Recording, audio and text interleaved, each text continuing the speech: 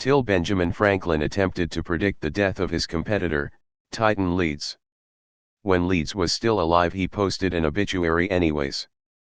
When Leeds challenged it, Franklin insisted he was an imposter. When Leeds died in 1738, Franklin publicly commended the impostors for ending their charade. Ben Franklin would fit in perfectly in r/unethical prototypes.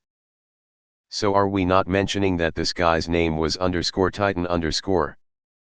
Ben Franklin was kind of a dick. Talk about burying the leads. Imagine calling a whole ass person fake news. That takes balls. Benjamin Franklin, the original American troll. What the fuck? That's seriously crazy. What would he have been like with social media around? Mr. Franklin, I must insist you cease these salacious rumors that I have died. Very clever imposter, but, Mr. Leeds is indeed dead. Mr. Franklin, I stand before you. What evidence have you of this? I have stated it, therefore it hath happened.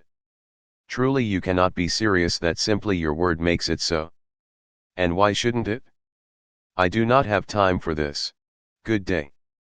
Some years later, when Mr. Leeds has actually died, we see Ben Franklin at the funeral. Let it be known that I was correct in all this time and that this burial is but a farce. Mr. Franklin, if you please. His wife is in mourning. And by the morning I shall be in her. Ben Franklin hid women's knickers around Independence Hall in the summer because he thought it was funny to make the other founding fathers smell his conquests. Sucks for that guy. His name is Titan and he's referred to as Leeds for short.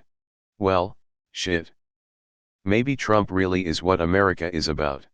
This beautifully plump vegetarian inventor diplomat, discovers electricity, gets rich from science, helps found America, starts the post office, and then dies in his 80s in the 1700s from gout, which he also invented. Added to the list. An absolute legend. I'd like to see Lin-Manuel Miranda make a Broadway rap musical about Franklin so I'd know more about him, since I'm too lazy to look him up on Wiki. Oh, alright, damn it. BRB. Edit, that was a long read. Def would rather watch a musical. Get on it, LMM please. I like this post because my actual name is Benjamin Franklin, and I support Leeds United, the football team. What a coincidence. Ben Franklin was the true father of the US. He does not get nearly enough credit. Don't get me wrong, George Washington was a great general and a great president and set many important precedents, but Franklin was a total badass. Till Ben was kind of an ass. Truly, a sleazebag. https://t1. dom. net/file/history/221d64375316fef503. I feel like Benjamin Franklin was a smarter, more motivated Larry David. Why hasn't there been a movie made about this crazy son of a bitch yet? Jefferson and Adams had the same kind of thing going on. Trump's insults of his opponents may actually have a rich precedent. Ben Franklin is basically Frank Reynolds. Change my mind. Alright, I need the best Franklin biography ASAP, please offer suggestions. This dude is always just a character in my mind, all the other founders I can kind of picture as real people walking around and whatnot, but Franklin, for some reason he has that smile and glint in his eye like he always knew. He just seems outside time. He's Benjamin motherfucking Franklin. He's on the 100. Also, the Leeds family were loyalists and colonists in New Jersey hated that, so they made up a story about how a Leeds woman had an affair and got pregnant. It was her 13th child and she cursed it, turning it into the New Jersey Devil. https://skepticalinquirer. org/2013/11/ The Jersey Devil The Real Story/. So don't feel too bad for this Leeds guy, he was loyal to King George and he and his family were assholes in general. This is actually where the legend of the Jersey Devil came from. A pamphlet discrediting Titan Leeds described his 13th child been born with wings and flying out the chimney and terrorizing the Pine Barrens, and the legend continues to this day. Few people know the legend originates with one of founding fathers. TIL BF was a huge gaslighting asshole. TIL Benjamin Franklin wrote a book about farts called Fart Proudly. Franklin was ripping off Jonathan Swift's blistering and hilarious satire of astrology, via his pseudonym, Isaac Bickerstaff, in which he predicted the death of the most famous astrologer of his day. My first prediction is but a trifle, yet I will mention it, to show how ignorant those sottish pretenders to astrology are in their own concerns. It relates to Partridge, the almanac maker. I have consulted the stars of his nativity by my own rules, and find he will infallibly die upon the 29th of March next, about 11 at night, of a raging fever. Therefore I advise him to consider of it, and settle his affairs in time. Predictions for the year 1708, SRC, https://en. Wiki source. org/wiki/the_battle_of_the_short_pieces/predictions_for_the_year_1708. Around the 29th of March, he published a fictional account of his visit to Partridge's deathbed, in which he has Partridge confessing to be a fraud. After I had told him how sorry I was to see him in those melancholy circumstances, and said some other civilities suitable to the occasion, I desired him to tell me freely and ingenuously, whether the predictions Mr. Bickerstaff had published relating to his death had not too much affected and worked on his imagination. He confessed he had often had it in his head, but never with much apprehension, till about a fortnight before, since which time it had the perpetual possession of his mind and thoughts, and he did verily believe was the true natural cause of his present distemper. For, said he, I am thoroughly persuaded, and I think I have very good reasons, that Mr. Bickerstaff spoke altogether by guess, and knew no more what will happen this year than I did myself. I told him his discourse surprised me, and I would be glad he were in a state of health to be able to tell me what reason he had to be convinced of Mr. Bickerstaff's ignorance.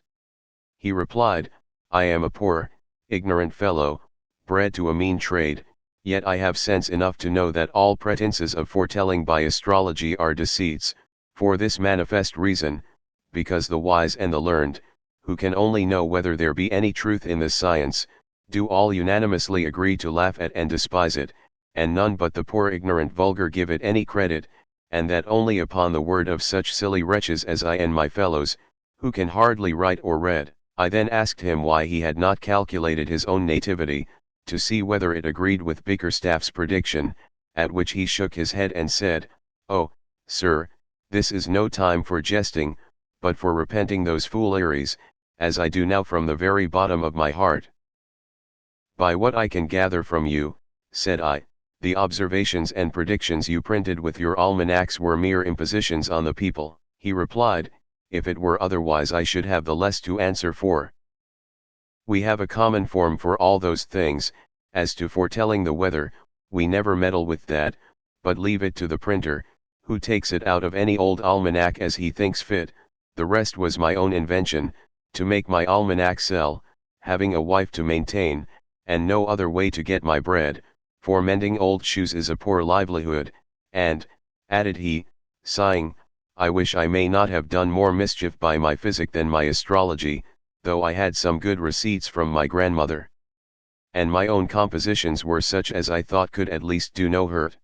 The accomplishment of the first of Mr. Bickerstaff's predictions, SRC, https://en. Wiki source. org/wiki/the_battle_of_the_short_pieces/accomplishment_of_the_first_prediction. Partridge himself objected to this, and published a rebuttal in which he claimed he still lived. Swift answered him with another letter. Mr. Partridge hath been lately pleased to treat me after a very rough manner, in that which is called, his almanac for the present year. Such usage is very undecent from one gentleman to another, and does not at all contribute to the discovery of truth, which ought to be the great end in all disputes of the learned. To call a man fool and villain, and impudent fellow, only for differing from him in a point mere speculative, is, in my humble opinion, a very improper style for a person of his education. I appeal to the learned world, whether in my last year's predictions I gave him the least provocation for such unworthy treatment. Philosophers have differed in all ages, but the discreetest among them have always differed as became philosophers. Scurrility and passion, in a controversy among scholars, is just so much of nothing to the purpose, and at best, a tacit confession of a weak cause. My concern is not so much for my own reputation, as that of the Republic of Letters, which Mr. Partridge hath endeavored to wound through my sides. If men of public spirit must be superciliously treated for their ingenious attempts, how will true useful knowledge be ever advanced? I wish Mr. Partridge knew the thoughts which foreign universities have conceived of his ungenerous proceedings with me, but I am too tender of his reputation to publish them to the world. The other objection is the unhappy occasion of this discourse, and relates to an article in my predictions, which foretold the death of Mr. Partridge, to happen on March 29, 1708. This he is pleased to contradict absolutely in the almanac he has published for the present year, and in that ungentlemanly manner, pardon the expression, as I have above related. In that work he very roundly asserts, that he is not only now alive, but was likewise alive upon that very 29th of March, when I had foretold he should die. This is the subject of the present controversy between us, which I design to handle with all brevity, perspicuity, and calmness. In this dispute, I am sensible the eyes not only of England, but of all Europe, will be upon us, and the learned in every country will, I doubt not, take part on that side, where they find most appearance of reason and truth. Without entering into criticisms of chronology about the hour of his death, I shall only prove that Mr. Partridge is not alive. And my first argument is thus: above 1,000 gentlemen having bought his almanacs for this year, merely to find what he said against me, at every line they read, they would lift up their eyes, and cry out, betwixt rage and laughter, they were sure no man alive ever writ such damned stuff as this. Neither did I ever hear that opinion disputed, so that Mr. Partridge lies under a dilemma, either of disowning his almanac, or allowing himself to be no man alive. But now if an uninformed carcase walks still about, and is pleased to call itself Partridge, Mr. Bickerstaff does not think himself any way answerable for that. A vindication of Isaac Bickerstaff, ESQ, SRC, https://en. Wiki source. org/wiki/a_vindication_of_Isaac_Bickerstaff_ESQ. If you have 15 minutes to read the whole thing, it's a masterclass in satire and mockery. https://en. Wiki source. org/wiki/portal the_Bickerstaff Partridge_papers